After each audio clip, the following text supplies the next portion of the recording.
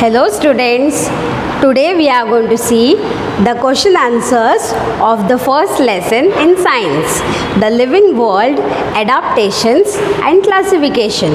I'll just remind you the instructions. Complete these question answers in your notebook. Do present your work very neatly. Write the question in black and the answer in blue. Let's begin with the first question. Find my match. See, this is like match the following.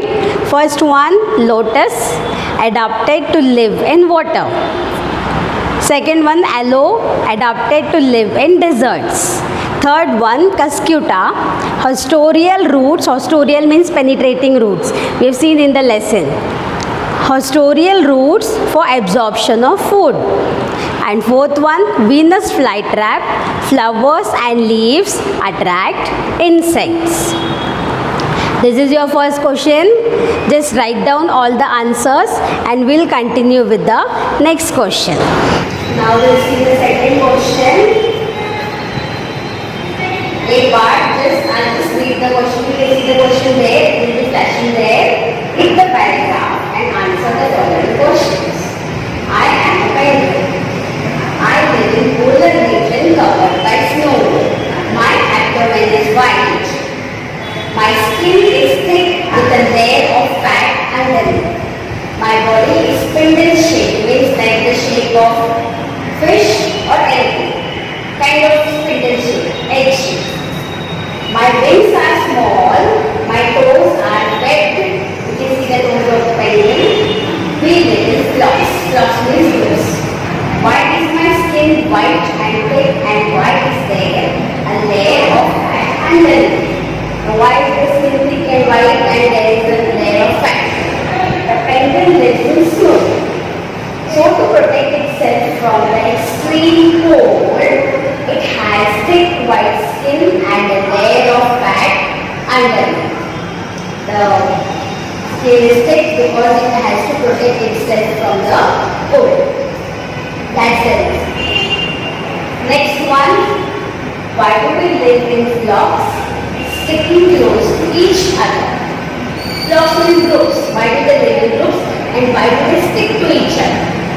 Penguin flocks stick close to each other so that they can keep themselves warm with each other's body temperature. Their body temperature is warm, so they stick to each other so they can remain warm with the help of each other's body temperature. Next one, which geographical region do I inhabit? Why?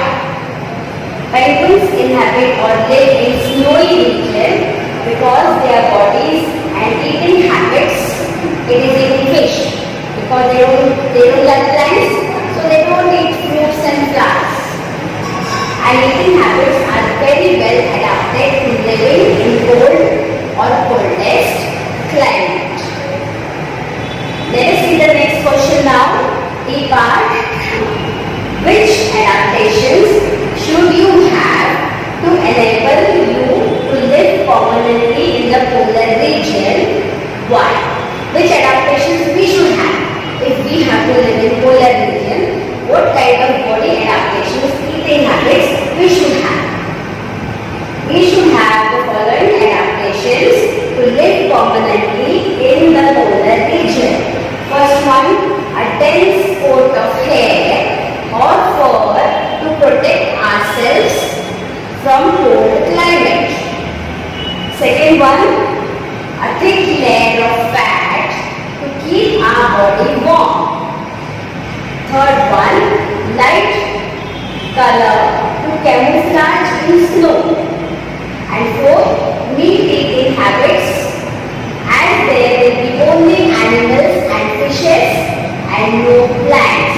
We should have a dense coat, we should have a thick fur, we should have a thick fat underneath, inside, and we should have light color, light body color.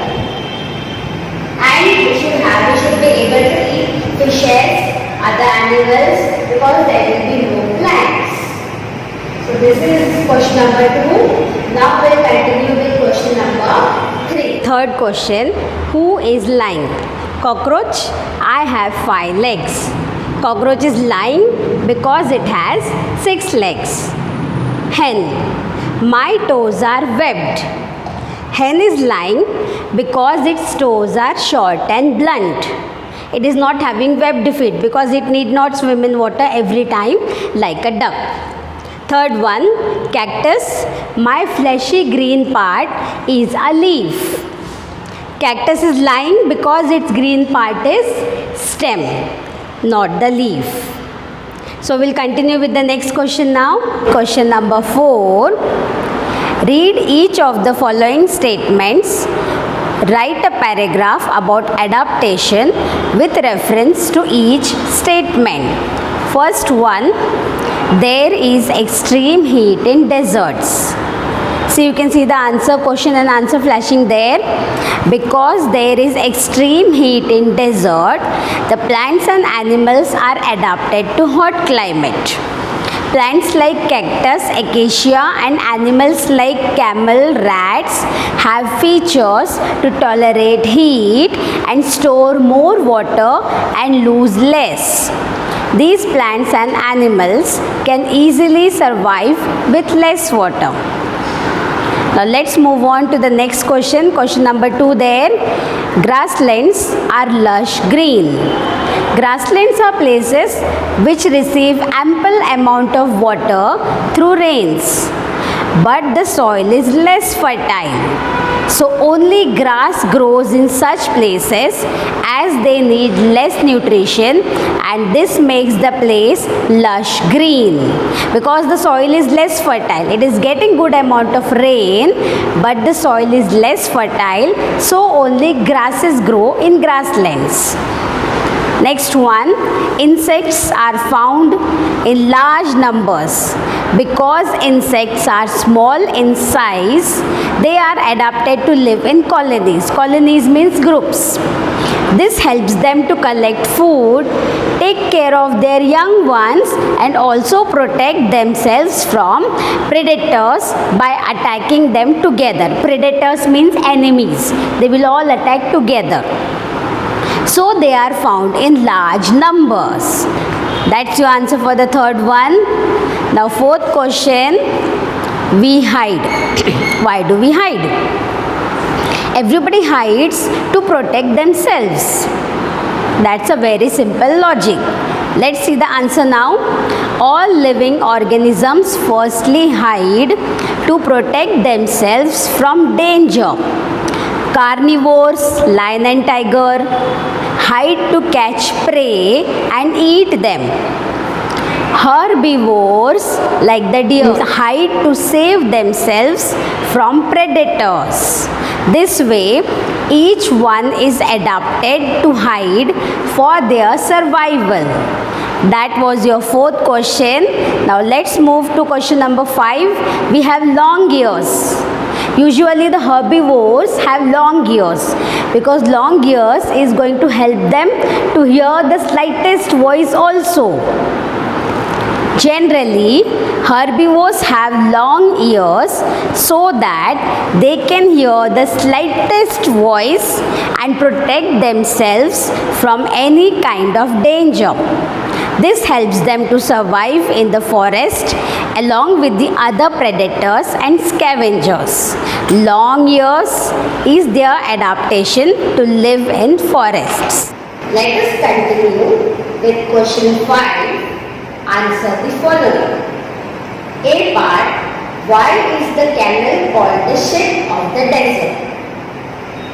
Camel is called the sheep of the desert because it is able to walk in sand and help people cross the desert just like a ship. How ship is helping people travel across water? Same way, in desert, camel is helping the people to go from one place to other. So it is the shape of the desert.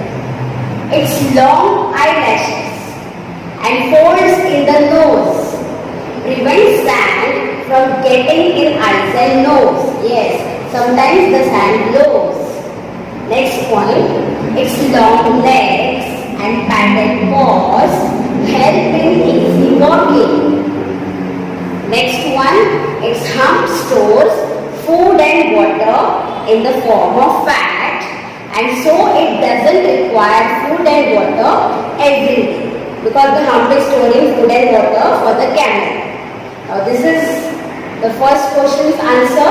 Let's move to the next question. B1. How can the plants like cactus and acacia live in deserts with scarce water? Scarce means very little. The leaves of cactus are reduced to spines, thorns, and the leaves of acacia are small. This way, they lose less water from leaves through transpiration. Means either the desert plants will not have leaves or they will have very small leaves. Because of this, they will be losing less water through the leaves. Next point, both cactus and acacia have a thick stem to store food and water, so they don't need it every day. Yes, they have a thick stem to store food and water. Thus, cactus and acacia live in desert with scarce water. Now let's move to the next question. Now let's see the next question. You can see the next question flashing there on your screen. What is the interrelationship between adaptations of organisms and their surroundings?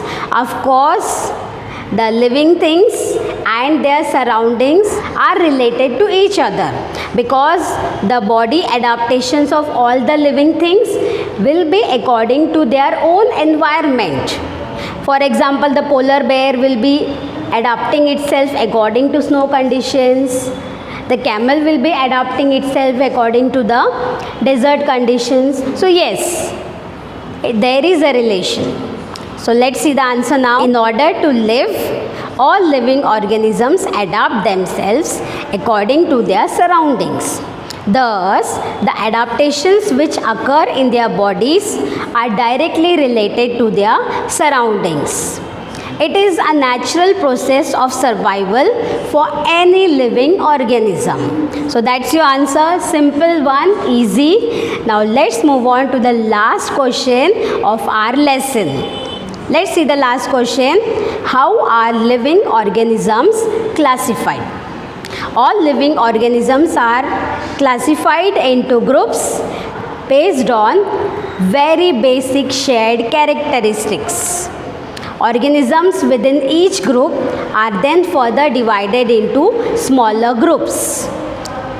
These smaller groups are based on more detailed similarities within each large group. Okay, what's the answer actually trying to tell us? All living organisms are classified into first major groups. For example, all are living things.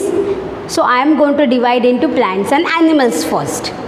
Again, in plants, I will be having different separation like the desert plants, snow plants, aquatic plants. Same with the animals. So first we are going to make a bigger group division, and then inside the group also there will be some differences. Based on that we are again going to keep dividing them. That's the meaning of this answer. So hopefully students, you all have understood this lesson. Complete these notes and the question answers. One more question I would give you. This is just an extra question. Let's check how much you have read in your pages of the lesson. What is patagium? Who is having it? And why it is used by that organism? You will find out the answer of this particular question from the pages of your textbook. It's just one little extra work. So we'll wind up with this. Thank you for watching.